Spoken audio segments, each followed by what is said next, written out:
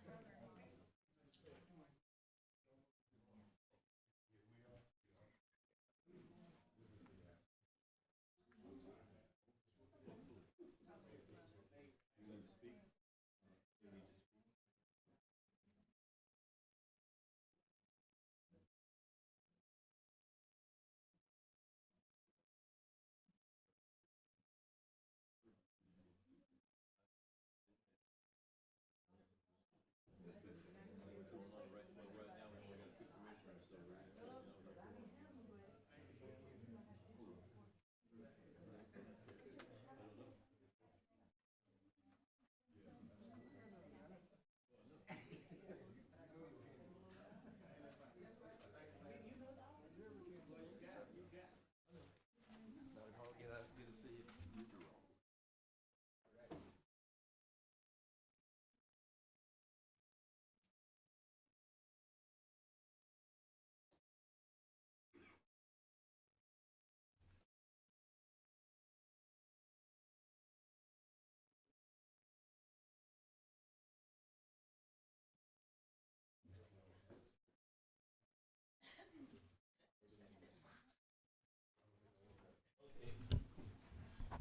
We're going to turn our mics on and we'll get ready to get on.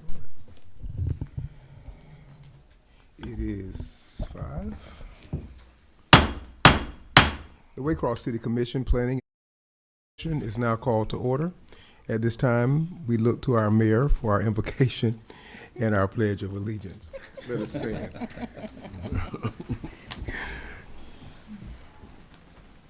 Father, in the name of Jesus, we thank you right now for the opportunity to come before your presence. We ask, God, that you bless us to know, to understand these things that we must do to conduct the business of the city of Waycross. Pray that you bless each citizen of our city, as well as every person who works on our staff and those who are elected officials as well as appointed. We pray now, Father, that you will continue to cause us to hear your word and your will for our city.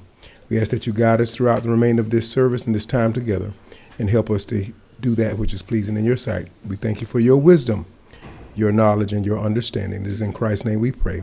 Amen. Amen. I pledge allegiance to the flag of the United States of America and to the republic for which it stands, one nation, under God, indivisible, with liberty and justice for all.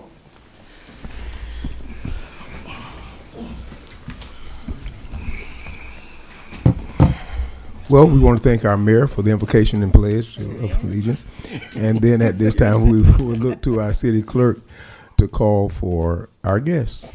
Yes, sir, Mr. Mayor. We have one guest. Her name is Miss Deborah Giddens. Miss Giddens, if you will step to the podium right here. Miss Giddens is, and you will state your name and address for the record. She is here speaking on the special election for District 4. Okay. Ms. Giddens, you will have 3 minutes once you state your name and address. Okay.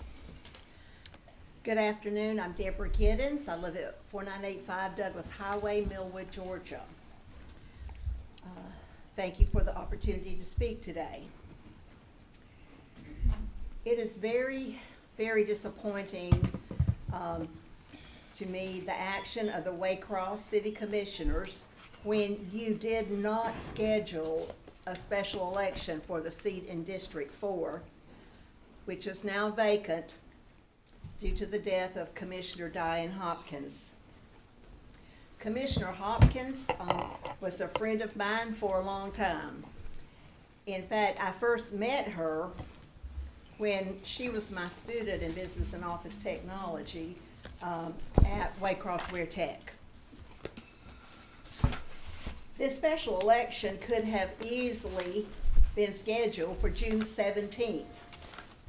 Now the citizens of District 4 will be without representation on the City Commission for 9 months, February to October, with the election being November the 4th.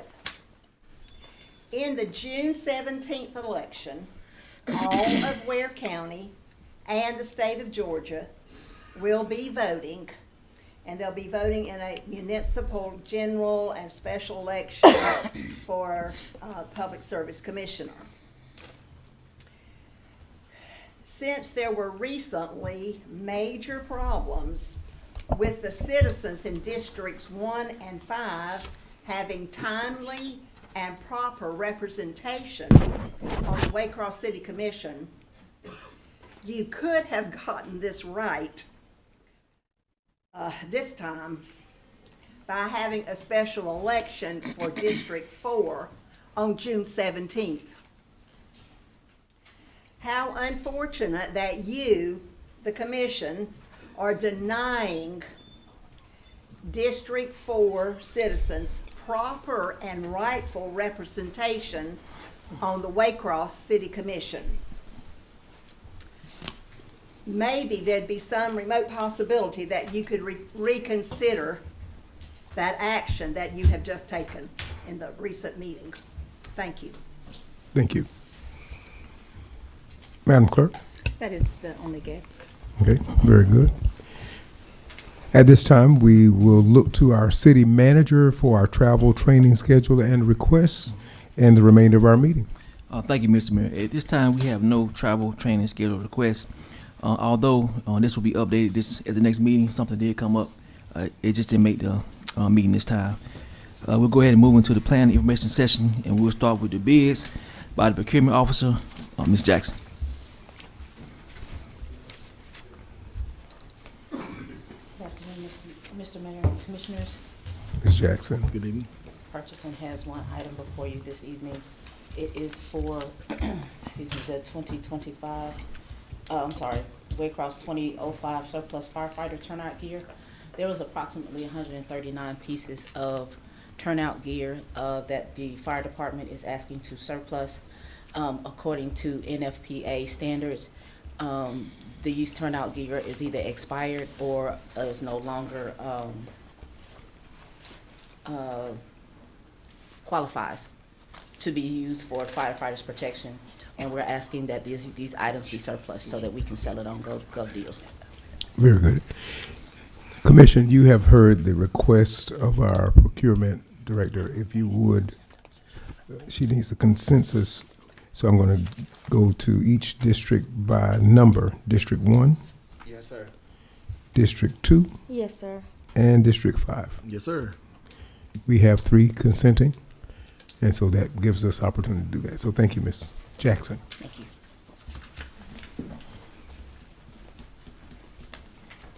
Thank you, Ms. Jackson. Next, Mr. Mayor, we're moving to discussion items. I'm going to start with a charter update for, well, as it were, I'm not going to start there.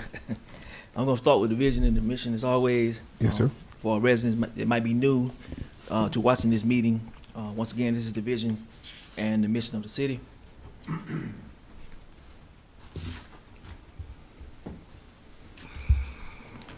Next, Mr. Mayor, we're moving to the priorities bins. They remain the same as well.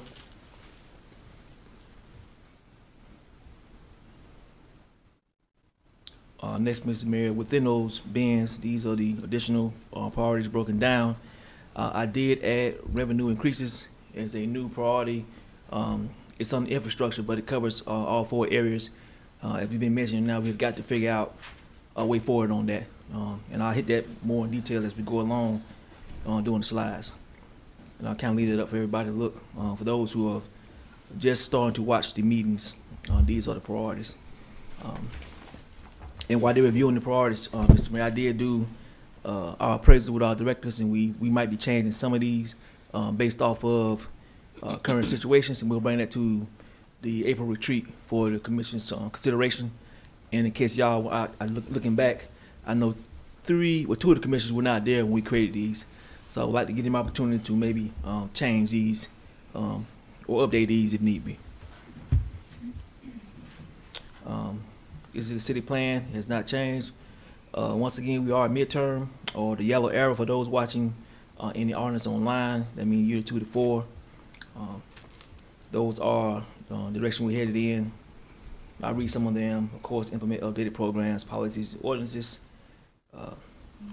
continuous improvement of standard-based workforce, research design, fund infrastructure priority strategy.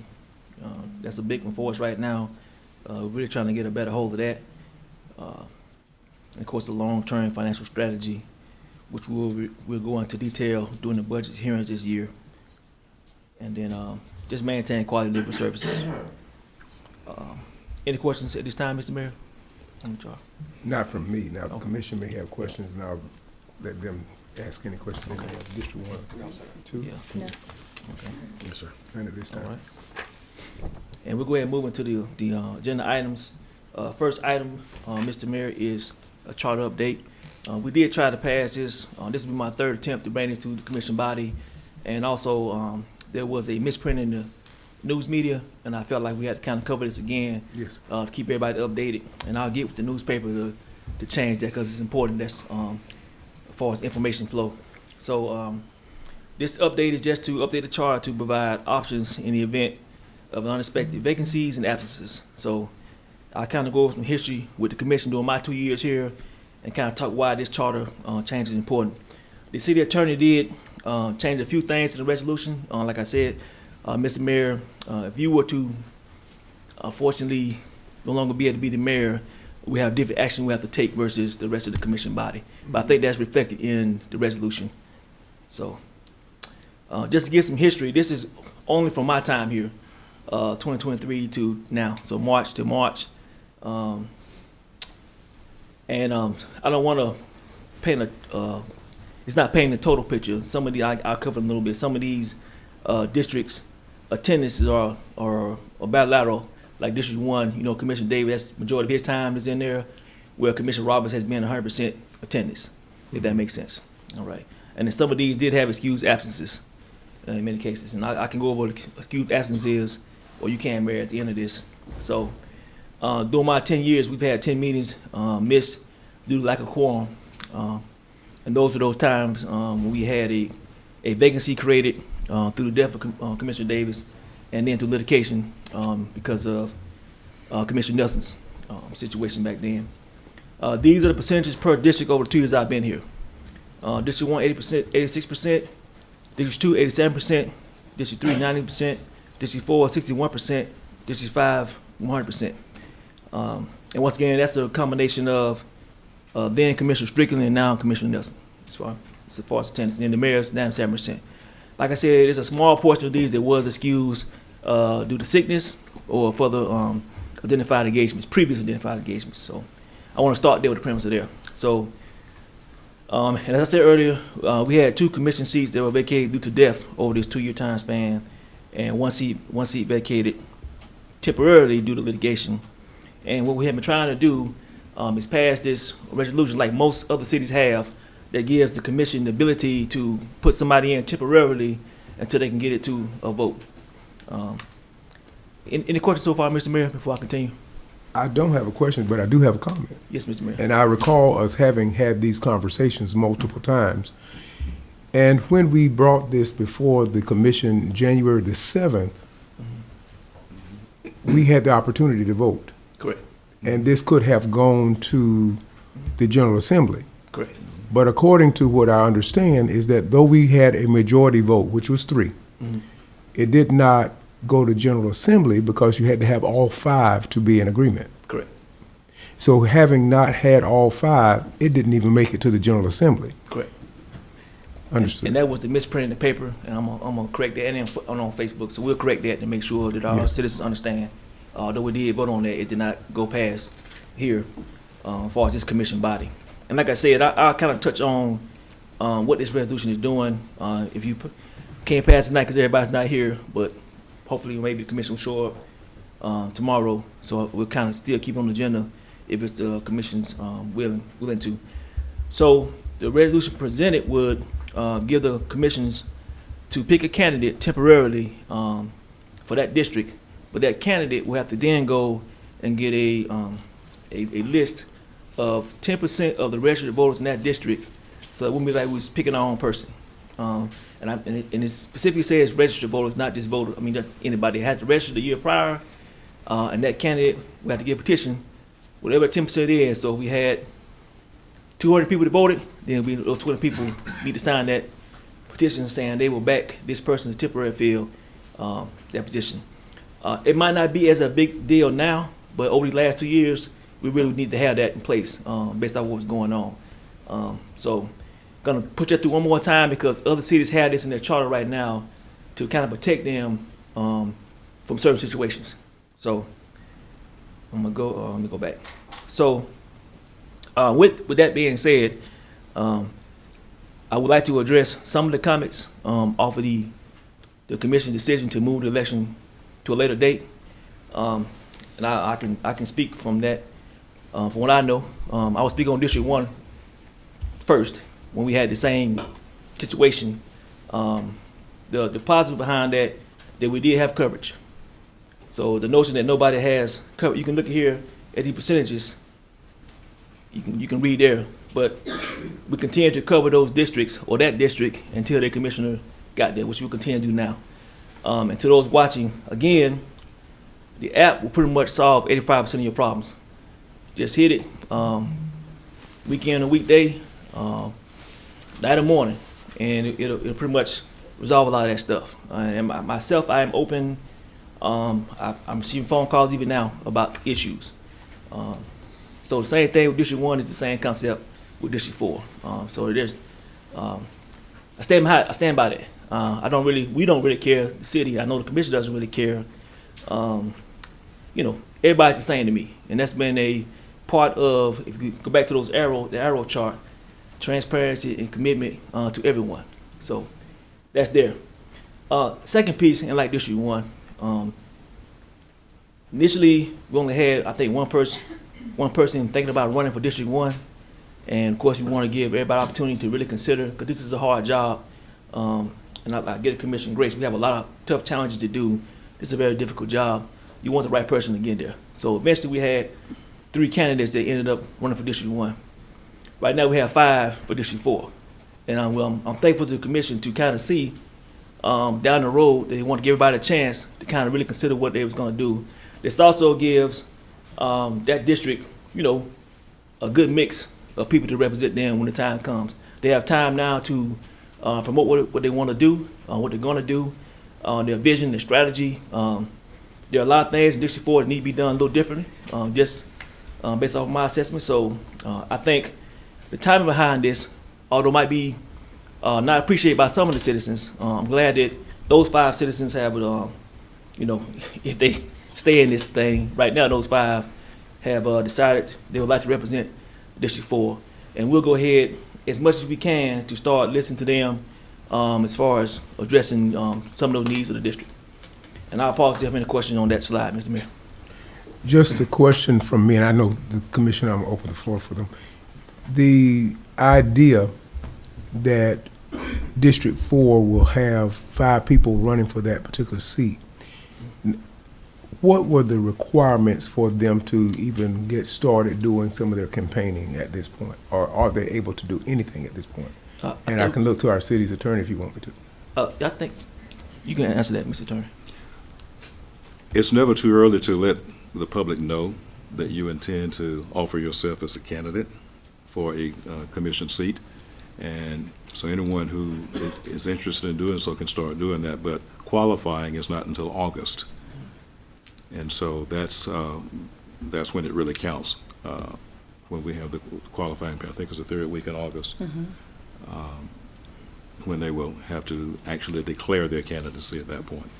Very good. And also, Mr. Mayor, the good thing about, I mean, not the good, well, a better scenario is, in the past, we have not did the debates and those things to really promote civil service. This time will be aligned with the other elections that are going on in November as well, to give all candidates, because we have other candidates for the current seats as well during that time frame, to kind of get out there and be the change they want to see in the city. So hopefully, we got these 5, but we'll probably have hopefully 20 more that's going to run too. And I think it would be great to see those debates and that critical thinking, put out loud in space so everybody can kind of see, who's going to represent them. So I'm thinking this is going to really push up the voter turnout as well. Historically, Waycross has very, very low turnout for elections. And maybe this is an opportunity now for those citizens who are not satisfied, whatever they're not satisfied with, to go ahead and start voting and being part of the solution. So, and Mr. Mayor, I'll move to the next item if we don't have any questions. Okay. And I said I would open up for the commission if they had any comments or questions. So, District 1, did you have anything? No, sir. District 2 No, sir. and District 5. I did, but he answered it for me. Very good. Next, Mr. Mayor, this is the water and sewer meter update. It's going to be 2 parts. One is an update on the ongoing process, and then the other part is more of a concern that we've been dealing with for the last 2 years. I want to address it with the commission. I will be asking for a decision. I'm not sure if this meeting will be enough for y'all to make a decision, but I'll go ahead and present it today. If y'all need more time, we'll circle back. So right now, I'm going to stick to the failing meter process. And as you know, I spoke last meeting about the pilot that we're doing. This is kind of the pilot cost case scenario. And I briefed these numbers quite a while ago, so I'm kind of brief them again. I will follow up with additional information for the commission to kind of really look at, to understand these numbers. But for the purpose of this meeting, I'm going to go ahead and just kind of just touch over it lightly. So as we mentioned before about using, once we verify the meters work, about using the backbone network of Georgia Power, that will cost us roughly $33,000 annually to use that backbone. Now this is important because so far with the test pilot, I'll let Mr. Bridges jump in if need be if I speak on anything. They can work. They can communicate through Georgia Power network, which is already established and working. And this is probably if we do decide to go with those new meters from, I think it's Census. We got to be on that backbone. This is probably going to be the most cost-efficient way, just to jump on that backbone and go from there.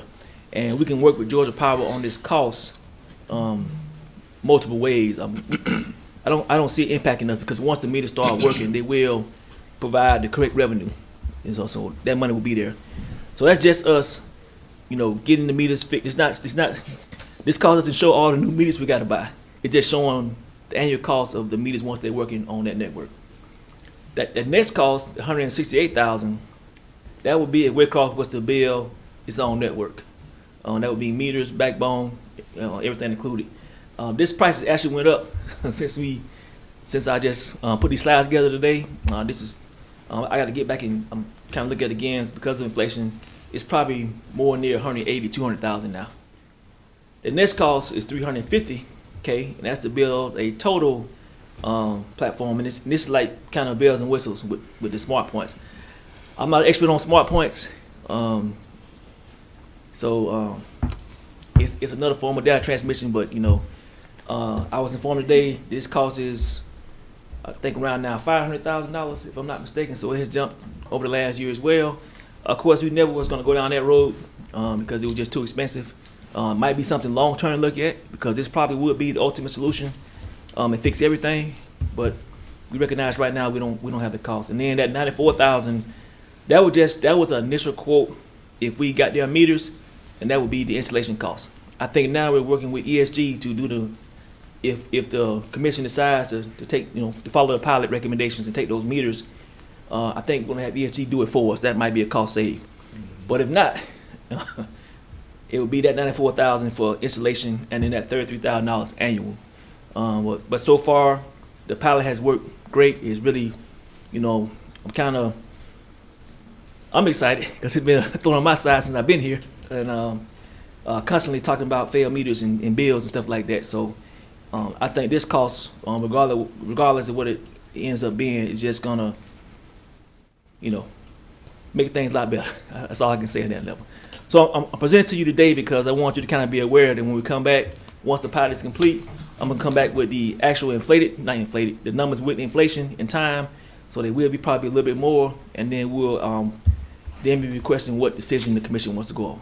Now you'll get an information paper on this that's kind of breaking down what that 168K really is, the parts and the labor, the transmitters, all those things. You'll get that here through email, but I wanted to go ahead and present it today, so you kind of give you a gauge where we are right now with the meter mitigation.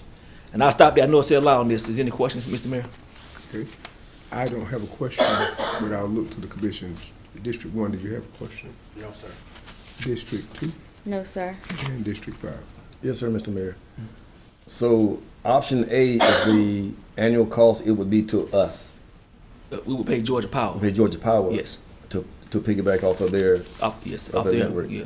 So that 168K would not be involved in that. Now we'll be trying to create our own network. Okay. But that, just honestly, Commissioner, I don't know if we got the bandwidth to do that. When we initially talked about this, it was just in discussion. And part of that would be the census kind of billing us some additional costs too. I want to get away from that as much as possible. I want to get whatever we can is real billing, stick with that. So I know Georgia Power's network works, Yeah. and hopefully ESG Infomark can put the meters in the ground for us and save us some money. And like I say, this problem should be resolved at that point. And then, like I said, the money will be there because we'll get the real readings from the meters. And while I'm on that base, Commissioner, I will say this. I know when we presented this last month, and over Facebook and some meetings. So when the meters start working, we're not gonna hit anybody just bam, here you go, pay all this stuff right there. We will work with all customers. They should be getting a letter here next month just telling them where they are right now. If the meter's not working, or if it's a flat rate or pro rate, whatever it is, they should be in a letter pretty soon to know that when the meters do start working, in a lot of cases, because we kind of prorated from the last known usage, it shouldn't be that big of adjustment. Now in some cases, oh yeah, it's gonna be, you've been getting charged for 100 gallons every month, but you've been using 1,000. So, but like I said, we'll put vignettes out in the videos to kind of inform citizens how to kind of cut back on that stuff. And I mentioned this before on my last update, just a 15-minute running shower. I think we kind of figured out that's 282 gallons of water. Yeah. So there's just some things that people can just stop doing to lower their water usage. And then we'll come back. We know the summer's coming up, so irrigation meters, all that stuff, that'll be all in the discussion as well. Okay. That's it. Mr. Mayor, Commissioner Bennett has a question. can you just tell me exactly, remind me, where would this cost come from Which costs? for the meter plot? It's gonna come out of the water utilities fund. Okay. Yeah. So, and like right now, we just reached last month. I think we broke even. So with the water, because we've been in the red the whole year pretty much. So I don't know. It's the first time we broke even this early. Do you know, Greg? Yeah. Okay. Normally we don't break even till June. So it's been a good thing we kind of broke even early. But it'll come out of water utility funds. And like I said, once the meters start reading properly, that revenue, it will be increased because we'll be getting the right readings. So Okay, thank you. next, Mr. Mayor, the tap installation. That fee is $500, but I want to paint the bigger picture. As many of the commission know, we get calls on this all the time. And historically, mismanagement has, whoever was building houses through Waycross for the years, they put a lot of homes on the same lines. We're dealing with this, been dealing with this. This is the next problem that we got to really solve. And we recognize a lot of our citizens on fixed income, Social Security, all those things. And we've been trying our best to do the work for them, but we can't continue to do that. Just because the parts and the labor, it's getting to be too much. So, like I said, right now it's $500. I have in certain cases make a concession to do that for half the work, but that's in special cases where it's less stuff to do. But I'm bringing it to the commission now because I want to make sure everybody, time and space, knows what's going on, because this we got to figure this out. I know it's no fault to those homeowners that they bought homes or live in homes where, you know, you got, and I think in one case, 8 homes tied to the same line. And if one home gets messed up, all the homes messed up. Like I say, can't speak on the past. It's unfortunate those people were allowed to come in and build that way. But I do need the commissioners and the citizens to understand, like, that's a big out-of-pocket expense for us to keep on moving taps and lines and drains and everything. And I appreciate our team with Infomark and ESG, because they take a hit too by doing that a lot of times for free. But we have got to come to some type of resolution, because it's going to be really expensive. I don't know what it is right now, but I do want to bring it to the commission, because you're going to get calls, because I cannot back up for this $500 anymore. It's got to be $500. That's to cover just the parts, I think, not really necessarily the labor. So we're already taking another hit by just doing that. But like I say, historically, it was just a lot of bad installation, just a lot of bad installation. We're finding that out right now. During the budget discussions, you're gonna hear us talk about that, about just picking an area and just start placing all that stuff. And hopefully in the next 20, 30 years, we figure all that out. I won't be here, but we'll start that process. And the citizens hear that too. I know it's not what anybody wanted to hear, but that's the reality that we live in. And we'll just start and try to fix what we know, the areas we know about. We all know the older districts, so it's not like that we will be picking a particular district, but some areas have been here a lot longer than other areas, so naturally we'll probably start there and just go from there. And with that, Mr. Mayor, I would just pause for any questions on the meter pilot and the tap situation. Just how are we planning to rectify or make some corrections or accommodations for those places that have had misdirected lines? For instance, what you said, 8 families on one line. How are we doing something differently now? Yep. Did we have to go in, do some things? What did we do? Yeah, we're trying, Mr. Mayor. Like I said, we go in and we do the, you know, we try to mitigate best we can, but it's got a cost with it. And like the easiest thing to do is just to move the taps. I mean, to another location. Like I said, that's still $500, you know, and most citizens don't want to pay that, you know, and or can't pay that in some situations. So, but you know, we do a lot of, you know, a lot of other things. Like I said before, we got to be careful about going on private property. That's one thing we got to stop doing as well. Many cities don't want to pay for plumbers. Some of that plumbers could fix too, probably at a higher cost, but we just got to have the conversation. You know, you can't just not do stuff for years. And like I said, no fault to nobody. Somebody built those homes the way they built them, and we're trying our best. And like I said, the team does a great job of doing what they can do, but it's getting really costly right now. And I don't know how long we can keep doing that. So, and nobody's really. Todd, you want to speak on that? I covered that right. I think so. I think the only thing I would add is that there's two things we're talking about. It's an initial tap fee for new construction on a house is some things that we need to make sure that the city's not they're not losing money on a new water or sewer tap. And so that's something that we need to revisit every couple of years to make sure that the price that we're charging is actually covering the city's costs. And then I think the situation that Mr. Rayford's talking about is some older lines in older neighborhoods where maybe there's lines that have gotten built on top of, and just special situations. And in those cases, we just kind of have to attack it on a case-by-case basis and do the best we can as far as figuring out a solution. There's not a one-size-fits-all type solution that we can employ here. So we just kind of try to do the best we can on those type situations.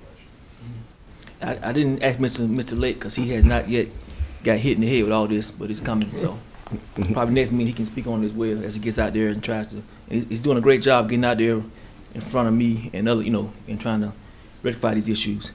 So Tyler just mentioned fees, so I'm gonna jump right into it. The next discussion item is gonna be charter fee increases, and it's mainly for our business licenses and fines and fees associated with business licenses. So what's the way behind this? We're gonna update the charter to better align with inflation and increased city expenses. I'll go to the next slide. The deadline for business licenses is April 1st. And it's coming up. As I mentioned before, upon my arrival, I think we were like 33% on business license, and then Ms. Powell did a inhuman effort of getting all this caught with all those business licenses. It's amazing everything she has to do. I don't know what percentage we are right now. I know we're close to maybe 80, 90. I mean, we're close to where we want to be. But that's a lot of work trying to get information out to everybody and try to hold people accountable, because a lot of people don't want to be accountable. And we understand sometimes there's a reason behind it. We are trying to better define this process as business license, and I'll go ahead and state that the goal is, with this new software coming in, hopefully in a year, they'll be able to take a debit card and just go in there on the computer, log in, and hit pay, and they'll get a business license in the mail. That's the goal. I think we're close to doing that as well. But right now, we got a lot of paper back and forth, trying to get people accountable, and some people don't want to pay because they never paid before, and that's another whole story. But April 1st is the deadline, and as you remember, Mr. Mayor, when I first got here, I did request to give everybody the benefit of the doubt. So I did say that the second year this would be coming, because we knew we was kind of weak in that area. So letters will go out April 3rd for non-compliance, and then immediately following that, the week after that letter, if they don't respond, they will be asked, they will not be asked, they will be shut down operations. So it's been 2 years of communication to business owners about this. Those listening right now, if you still don't understand or got questions about this, please come in right now so we can have this conversation, because the goal is not to close anybody down, but we can't have people go for 30 years, not pay any taxes, any sort, and then we got another business over here putting all in. So it's just about fairness.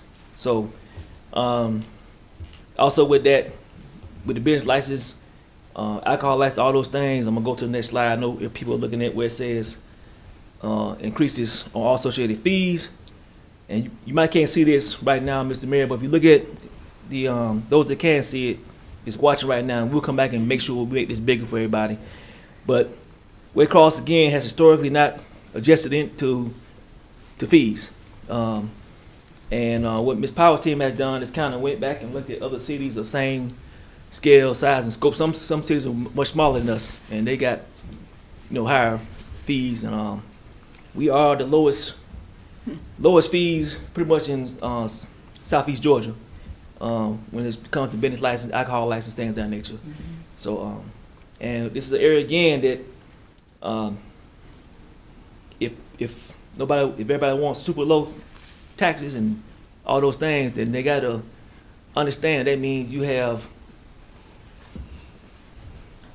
not services decrease, streets increase, all those things.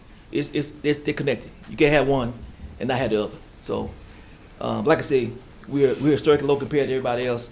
You can see some of these other cities how much they charge for alcohol licenses, beer and wine, packaged stuff. When the team pulled this up, I already knew it. We were way behind, so I'm a little frustrated because I don't know how we stayed here for so long. But and once again, Mr. Mayor, not trying to throw stones at any previous commission. I'm sure it was a reason behind all this stuff, but we gotta start doing stuff the right way. These some other cities, just looking at that stuff. And I'll talk about this more on my live stream Thursday, and also Director Simmons and the city clerk are gonna do. They're gonna do a meeting for business license owners. I think we start next week. I'm not sure, but they'll bring in any business owner. Well, the first meeting will be just them two, and they're gonna talk about the program because, like I said, we're trying to get in the next year, get all this stuff tied into the new IT system, and really cut down on all the paperwork and bureaucracy that we have. And then taking the ideas of business owners about how to make things better, not just with the license process, but everything else. So code will be in there as well. So just want everybody to kind of see that. Yeah, we're way behind everybody else. So, oops, sorry about this, Mayor. And Mr. Mayor, I'll pause there. Are there any questions on those charters? So, ultimately, when we come to the finance update, the budget update, this will all be an update for the recommended increases. And it'll be based off of just looking at all the other cities, some same size, some big, some smaller. I was noticing Baxley, Brunswick, Douglas, Kingsland, different groups like that, but I Yes. also noticed here, you made mention of the new system coming in. Yes. And are we going to have accessibility to be able to have those persons who are getting their licenses, can they do it through that at this point, or will they be able to? Not at this point, Mr. Mayor.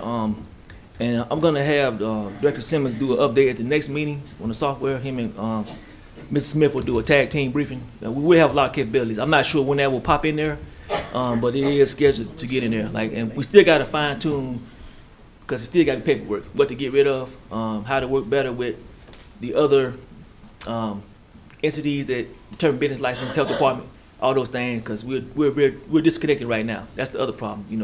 We don't talk enough with the other agencies that help us determine business licenses. So, but the goal is to streamline all that and make it digital. And like I said, all should be in one place for the customer, hopefully by the end of this year. Well, no later than next March. But I'm being conservative on that, but we still be aggressive to make it happen. So it could be sooner. Any other questions, Mr. Mayor, on that charter change? And it's a charter change because we have to go in the charter and change the fees and fines and requirements associated with all those different types of licenses in the charter. So, Okay. I'll look to the voters here. Looking at the District 1, did you have any questions or comments regarding this? No, sir. No, sir. District 2 No. and District 5? Yes, sir. I would need to say that we need to move forward as quickly as possible, because I do know there's some businesses that are here that have not paid in like 3 or 4 years. yeah. Yes. Actually, longer than that. But, Yeah. like I say, Ms. Yes. Powell's team has done and Marquise is not here, Mr. Nixon, but they have done a great job getting out here, walking around. I feel like we've educated everybody enough about this and the importance of having a business license and where that money goes.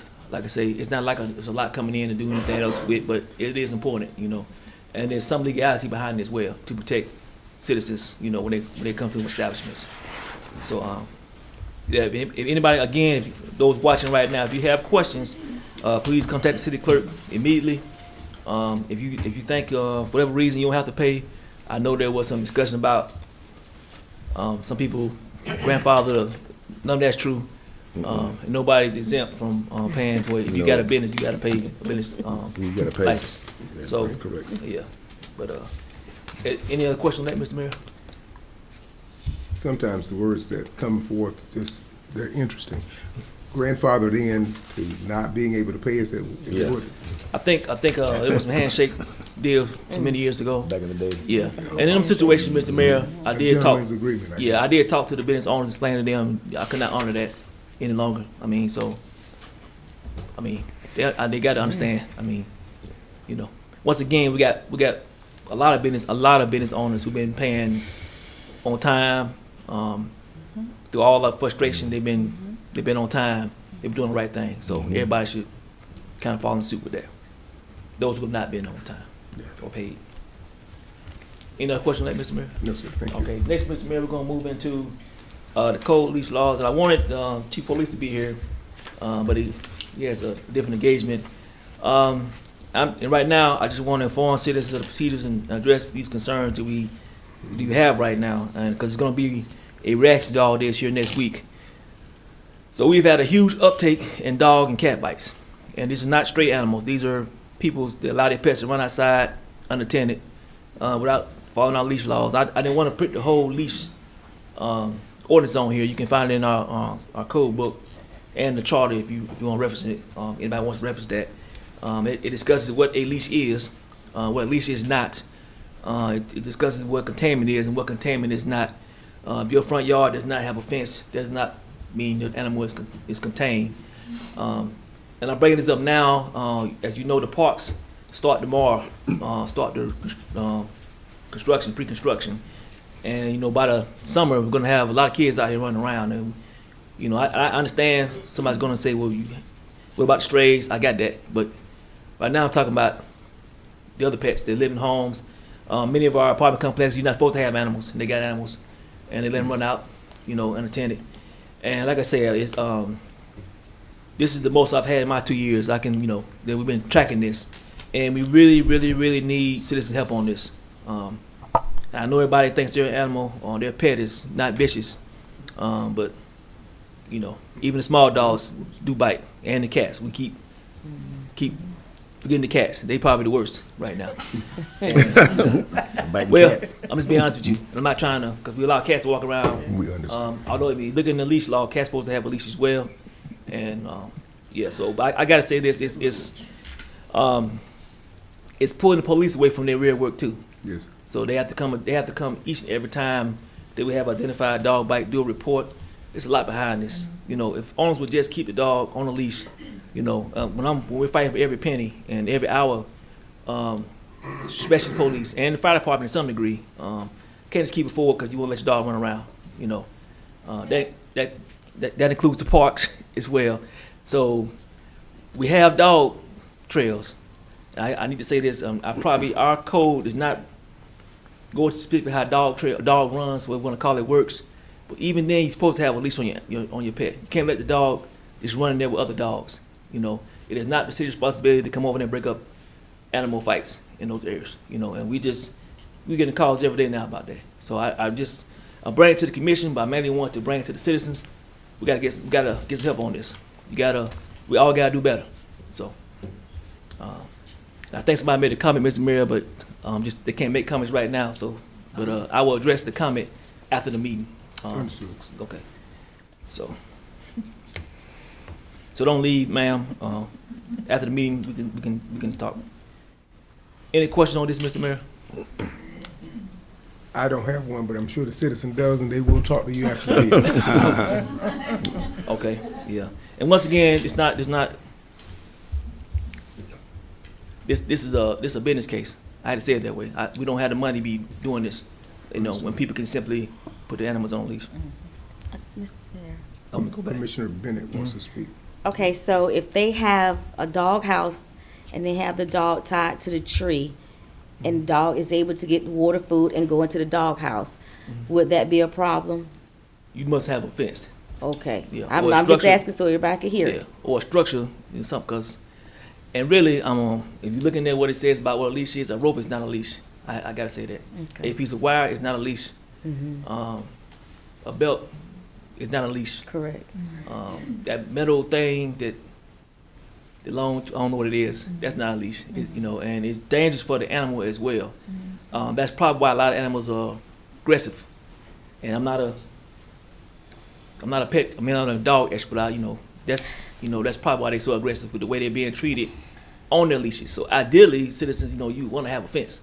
I'm not sure why we continue to put dogs on front porches, and even then, it's a danger of hanging off a porch, and especially if you got 5 steps. We had a dog get hung recently, so need to have a improvised fence or area in between the right of way and your property.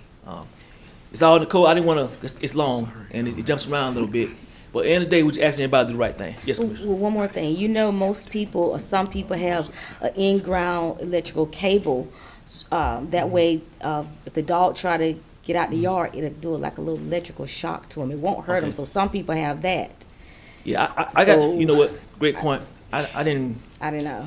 I need to read that. Maybe the electronic calls is in the charter and walk down here to validate that. But we'll go back and look at that. That might be in there too. That makes sense. But even then, if you're not by the charger and the dog running around, he need to bit somebody by that time. By the time you know what's going on. So, but I do recognize the electrical stuff too. Any further questions on that subject, Mr. Mayor? Commissioner, do you have another question? No, sir. Thank you. Okay.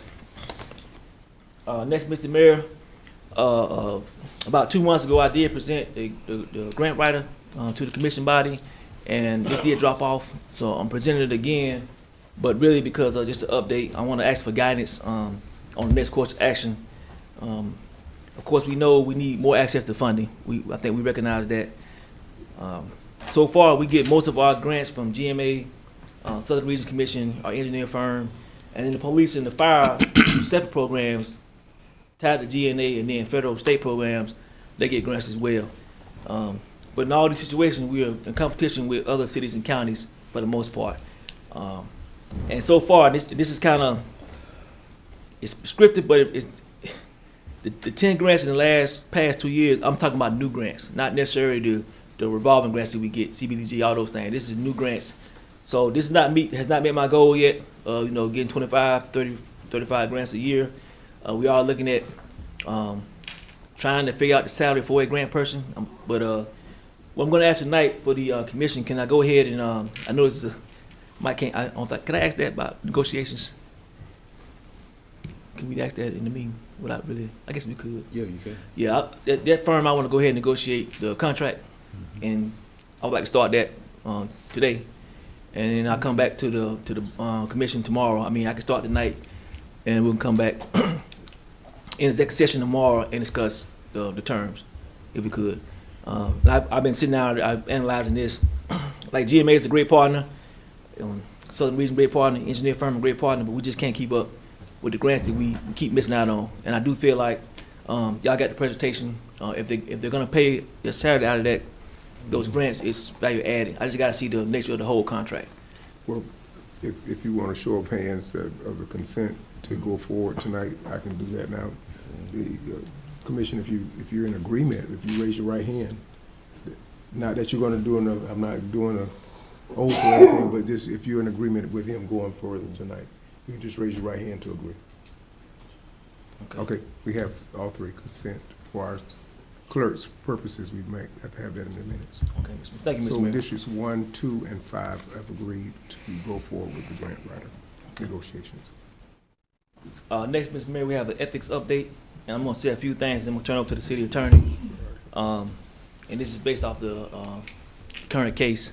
We have submitted everything to the court, and we have got some feedback, and I'm gonna turn this over to the city attorney for his remarks on that. Mr. Mayor and Commissioners, as of last Monday, I think it was February the 24th, I've worked with the city clerk and the assistant clerk, and we have transferred the Nelson v. Felder case to city court, which was the order of this commission, that you accept the recommendation of the Board of Ethics to transfer the case to city court for prosecution. And we have put together this large binder, which is the entire case, very well organized with all of the exhibits, orders, exhibit tabs, for anybody looking at this can find whatever document they're looking for. So that has been completed. The case has been filed in the city court. It has a case number. The solicitor received the binder. Each of the parties, attorneys received a binder. We had 6 binders. The city has a binder. I have a binder. Now, after filing the case in the city court, we have received calls from the solicitor and from the judge declaring a conflict because they are appointed by the city. Judge Gibson is appointed annually every year by the city, and Mr. Joseph Johnson, the solicitor, is also appointed, and we'll be talking about him next, I guess. But he has an annual contract with automatic 3-year renewals. But the point is that he's appointed, and he has a conflict as well. And so what they're trying to figure out is what procedures they're going to follow to have someone take over as solicitor for purposes of this case, and what judge will take over in place of Judge Gibson. The state court and the Superior Court have very clearly defined conflict rules, but the city court, unfortunately, does not have clearly defined conflict rules. But the Lawyers Code of Ethics clearly state that if you have a conflict, then you have to get someone else to take your place if you're a judge or if you are an attorney. So that is what is taking place right now at City Court. And when that happens, then, we'll know who the next judge is, and that judge will appoint someone in place of the current solicitor to pursue the case. So what do we do in the meantime? Well, this commission doesn't have to do anything because you did what you were required to do. You passed an order that the case be transferred to the city court. So it is in the hands of the city court now. And I was just explaining to you what their initial conflict is, and they have to resolve that. And they will resolve it one way or the other. And so we don't have a deadline or anything on that, No. so we won't know. No, you don't have a deadline. That's just in their care, and they'll be the ones that make the decision. That is So correct. there will be nothing that the city can do, neither can we push it to become anything because we've done all our part. That is correct. Okay. That is correct. Just the whole conversation here is because there are people who are asking questions of us, Mhm. and we want to make sure we say that's not in our jurisdiction now, it's in the hands of the city court, and they'll make the moves from this point on. That is correct. And you said it correctly. It's not within your jurisdiction now. It is within the jurisdiction of the city court now. Very good. Thank you, Mr. City Attorney. Next, Ms. Mary, as the City Attorney alluded to, we'll be talking about appointing Mr. Johnson, court prosecutor, and that's just his annual 3-year contract. So I think we got a resolution for that. It should be on the agenda for tomorrow. Do you have any questions on that, Mr. Mayor? I don't, but do you need a consent tonight in order for that to come on tomorrow? Well, we do. Okay. So District 1, what we're looking at, and if you don't mind, I'll let you explain even deeper because I know Commissioner Roberts has that look like, tell me what you mean. So I want you to tell him what we're saying so that when he makes his decision, it'll be based upon information he's received from you. I'm going to defer to the City Attorney on that because he Very works good. with Mr. Johnson directly. All right. Well, Mr. Johnson had a 3-year contract with the city of Waycross back in 2021. His contract is actually from year to year with 3 annual renewals.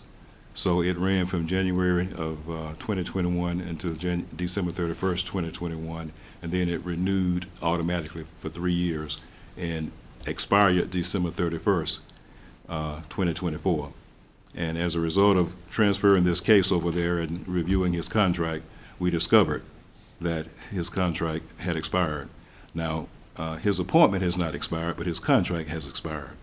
And he is still the solicitor until such times as he is terminated by resolution of the city commission, and that's what the code provides. So he's still working as a solicitor, it's just that he doesn't have a contract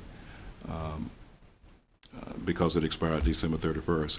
So what the manager is asking you is to put on the agenda a renewal of his contract. It would be the same identical contract that he had in 2021. No changes to the budget. His compensation would be exactly the same as it was 3 years ago. The only difference is that it will be updated to reflect a beginning date of January 1st, 2025, retroactively, going forward for another year with 3 more successive renewals. Thank you for giving us such a succinct and carefully prepared statement. Listen, I wanted to make sure that everyone knows what's going on. We've already done the appointment back in January when the whole team was here.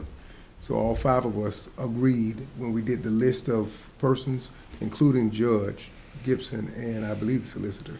Well, but we did not do the contract, so the contract is totally different. the solicitor was not on that list. He was not on the list. Very good. But he was appointed by this commission by resolution in 2021. 2020, starting in 2021. And that resolution follows the code, which says that his contract automatically renews every January 1st. But instead of it just being a 1-year contract, back then you gave him a 3-year contract. And that's what has expired. But he still remains solicitor until such times as he's terminated. But he doesn't have a contract now. Right. And so it was probably an oversight, well, it was an oversight, not to put him on the list back in January. Okay, so I remember who was on there. Yeah. I got you. All right. So District 1, we'll put him on tomorrow, you think? Yes, sir. Okay. District 2 Yes, sir. and District, Yes, sir. we're all in agreement. Okay, thank you, Mr. Mayor. And next, Mr. Mayor, we're gonna move on to a presentation by Michael Lust, Okefenokee National Wildlife Refuge. Okay, you right here. Come to the podium, sir. All right, thank you.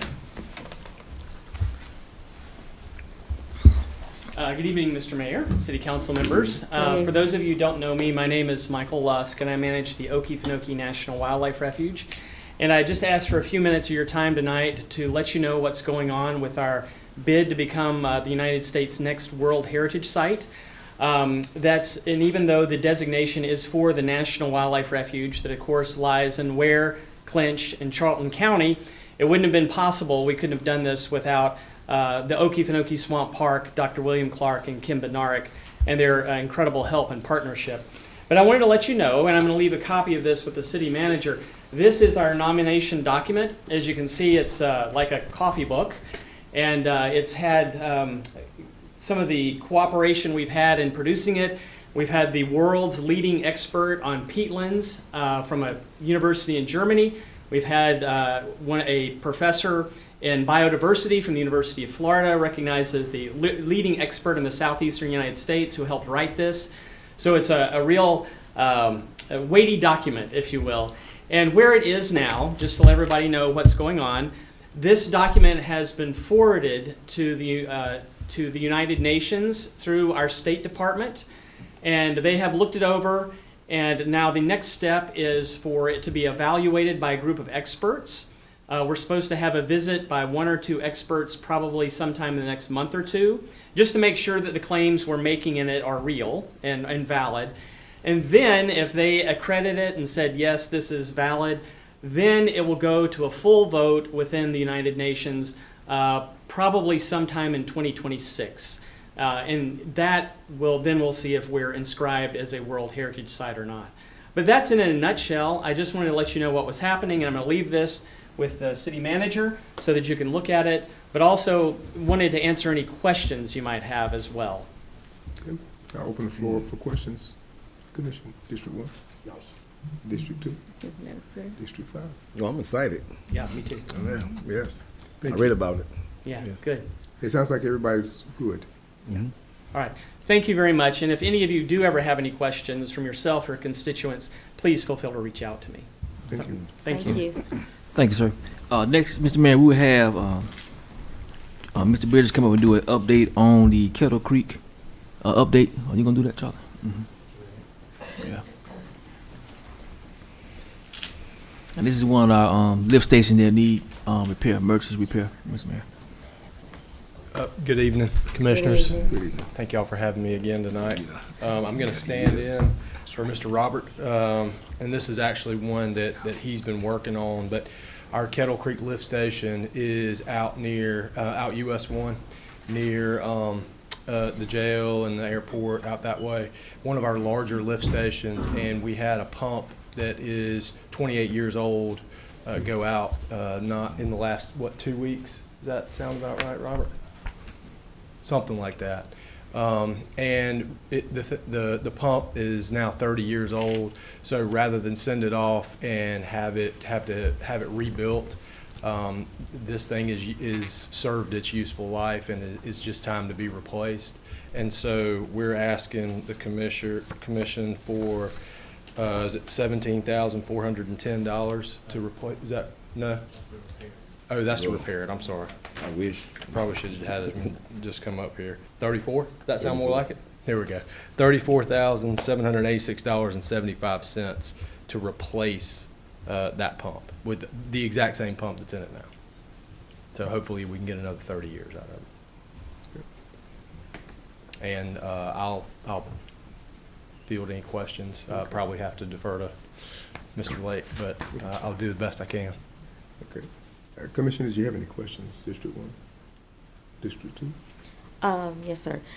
When do you plan on getting started and how long will it take? So this is, we're not doing anything to the lift station itself. It's just pulling the old pump out and dropping a new pump in. Any idea on lead time for this pump, Robert? Let me see if it's in here. Let's see. I don't see a lead time. Lead time is from the minute we order this pump. Lead time is how Okay. long it takes to show up on site. Okay. But when the pump shows up, it's less than a day to get the old one pulled and the new one put in. Okay. Yeah. I do not have a lead time on here that I see anyway. So he just need us to all agree. Right, we need to agree upon the, having it Purchase. purchased. Yes, sir. Commissioner Nelson, did you have any comments or? You have a comment? So this pump supplies the water to the prison and the places around it? No, sir. This is lift station. This is wastewater. Oh, okay, So this is wastewater. getting wastewater from the there. prison back to the treatment plant. Okay, yeah, we need that. Yes, sir. We do. Yes. Commissioner Bennett wants to. Okay. Yes, Now, ma'am. where is this money gonna come from? This money is coming from the water and sewer fund, I believe. And again, we just broke even, so we will have the resources for that. We do have the resources. Yes. Okay.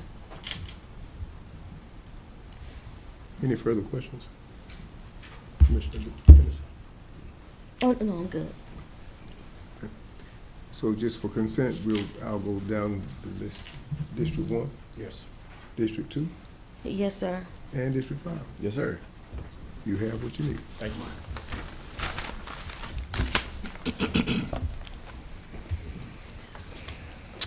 And Mr. Mayor, for further clarification, like, this is one of many lift stations. And as you will see in the budget process this year, we're gonna try to get ahead of this, because see, this 30 years pump, that means the other 16, they all have 30-year pump, probably more than that as well. So we're gonna try to look at the budget a little bit differently and try to go ahead and get these things ordered a little bit earlier. And everything's tied together. Like I said, all the revenue that we do get from raising the water rates, if we decide to do that and other things, fixing the meters, it'll give us that more capacity and flexibility to address these. And the goal is to get at least 10% of the lift stations updated, because they're all close to failing as well. Additionally, and just gonna touch on this briefly, we do have ways to provide wastewater and other ways to make that area work better with the county. The last 2 years, that's been a no-go. We'll be presenting that again to the county. That was that interconnection line we keep talking about. They would provide service to both of us during that storm. When the storm happened, had that been there, everybody would have had water. So I don't want to be a dead horse to that, but we'll be trying to put that in place again as well. So is this going to be a part of our service delivery strategy? Yes, yes. And next, Mr. Mayor, this is my oversight. I'm supposed to get the resolution for the hiring of the Chief of Fire and the Chief of Public Works on resolution. And I did do correspondence with each commissioner. Again, for the Chief of Fire, we had 4 candidates, and unfortunately, many of them had not served in a previous position that should have been served to be Chief of Fire. Well, 2 of them did. 2 of them didn't, and then one had some stuff going on, and really we didn't have any. I mean, Chief Blackman was the choice anyway, regardless. He did strong. He did a strong interview, but my apology for not getting the information to you in a timely manner. We should have had this on last month's agenda when we announced it. Public Works only had 2 people as well that applied for the job, and I kept both these jobs out here for. I think we had them out here for at least 60 days plus. Of course, Matt was already running Public Works very well, still running well. The other candidate had not served in supervisor or chief position, so really wasn't qualified. Or I did the interview just to see where he stood, and might possibly offer that person another job within Public Works if he chooses so. So, but these are our 2 new chiefs. I know I announced it at the meeting, but this is official because we have to do the resolution unless the commission objects to the placement or the selection. Okay. And do we need another consent Yes. It's okay. District 1? District 2? Yes, sir. And District 5? Yes, sir. Thank you, You Mr. have Mayor. consent. Okay, Mr. Mayor, next we'll move into the rest of the agenda. We have no privilege license renewals. We have no privilege licenses. We have no proposed ordinances. We're gonna have 2 resolutions. Actually, yeah, we're gonna have 3 resolutions. We'll need a resolution for the Chief of Fire and Public Works, I think. So we have another resolution for that. And those resolutions are self-explanatory. I don't think we need to rehash that. And with that, Mr. Mayor, I will turn it over to the city attorney for his report. Actually, we'll have an ordinance for the increase in fees tomorrow. Okay. And that's all I have. Okay. Ordinance for increase in fees, okay. Thank you, Mr. City Attorney. And Mayor, with that increase in fees, everything that we present now, as far as increases or deletions, in some cases, we're gonna get rid of some fees. All that will be now take effect to the next budget cycle. So we're trying to get it in now, and then next July 1st, everything would impact then. But hopefully, we have been voting on all that stuff, and we can get out to the community so they know of those changes that probably gonna take place. For my city report, Mr. Mayor, y'all get this report every day, but just for those who might be watching, just gonna plan it here from now on, doing both meetings, the working session and the commission meeting, so they can see what's going on in the city. Like I said, we post this every day, so everybody knows what we're doing. Definitely with infrastructure, traffic, building maintenance, mowing, engineering, and special projects with roads and streets. And our water and sewer department, you can see we've been addressing a lot of leaks. I ask citizens to please look at this. A lot of effort goes into putting it together for you, and a lot of times people make comments and concerns, and they have the information right here for them every day. So once again, please subscribe to our Facebook page, because this is the first place it's going to be posted. And it's posted right now, so I won't stay too long on this. Go to the next one. This is the paving projects right now that's continue to go on. This is the splash money, 2023 and 2014 for the dirt roads. And we're still building out the streets for the dirt roads. And you can see where we are on the paving list. So right now we got 3 of the streets complete. We're still doing the rest of them. And then once the TIA comes in, we'll start those streets. So I think we have like 8 more streets that get paved. And then we have some LMIG coming in for 2 more streets, I believe. So I did do a post. We're gonna have a lot of construction going on, especially when they start the bypass. So we're trying to get ahead of that and put out alternate routes for all of this. Again, I encourage citizens to look at that stuff, so you will go ahead and plan accordingly. I know the question asked why we're doing everything at the same time. It will be double the money to do it separately, and I just ask everybody to understand that we're really trying to be conservative of the money. I mean, it can only go so far. So yes, it's an inconvenience, but it's a needed inconvenience. Definitely with the bypasses, and I need to get with the county manager on that schedule. When they're gonna put that schedule out, because they're kind of leading that. So once they put that out, we'll put it out as well. But this is where we are as far as what we got direct control over. And then of course, I want to explain this, Mr. Mayor. Somebody made an online comment. So this only reflects the month. Although it's there every day, it only reflects the month spending. We cannot adjudicate every day spending. Like, it's been impossible. So once we end the month, and we can, then we update this. So it's not. Somebody made a comment. So yes, it's the same thing, but in the month it does change. Does it change exactly at the end of the month? No, it might be a couple days later, but it's month to month. So I hope everybody can understand that. And once again, these are all our major accounts that we, pay our bills, and execute our operational duties with, and you can see how that works. Mr. Mayor, can I ask a question? Can I ask a question? Yes, go right ahead. I want to know, thank you, Mr. Mayor, who actually puts all this together, the daily reports? Well, it's a team effort. Of course, it comes from the business integration director, that would be Director Simmons, but the finance team puts this report together. And reports y'all get every 2 weeks, they put all this together. And then the engineer, I'm gonna go back, the engineering department and Public Works provide this information, and then we combine everything together. So a lot goes into this. Like I say, I encourage citizens, I ask citizens, just to ensure we all got the same understanding, to really look at this stuff, because this is the information. This is the correct information. So when you throw stuff out there and it's incorrect, it just causes chaos for everybody. So this way everybody understands. Now, one thing I don't hear, I will address this now, Mr. Mayor, about the railroad. I cannot manage the railroad. I will say that we are thankful that they're doing their part on radio. The schedule did get the time did increase on what they were doing, and just for the general population to know, it was cheaper for them to do what they did as far as the timing this versus bring a whole nother crew out there next week and do another spot. And once again, I hope citizens understand, like, the budget process, why things are done the way they're done. And we could do it the other way and be less of an inconvenience, but it would cost a lot more money. So I hope citizens understand that. But like I said, we're working with them more closely right now. They do have some other stuff planned as far as some of the other crossings. So their goal was to do all the crossings here in Waycross. And I'm very thankful that they recognize the importance of doing that, making those crossings more safe for our citizens. And then eventually, once the bypasses are put in place, I think that will lessen the stress that we have as far as the trains here. And I know that's a couple years away from completion, but it is real and it is coming. So, and I'll pause there for any question on my report, Mr. Mayor. Any questions of our city manager?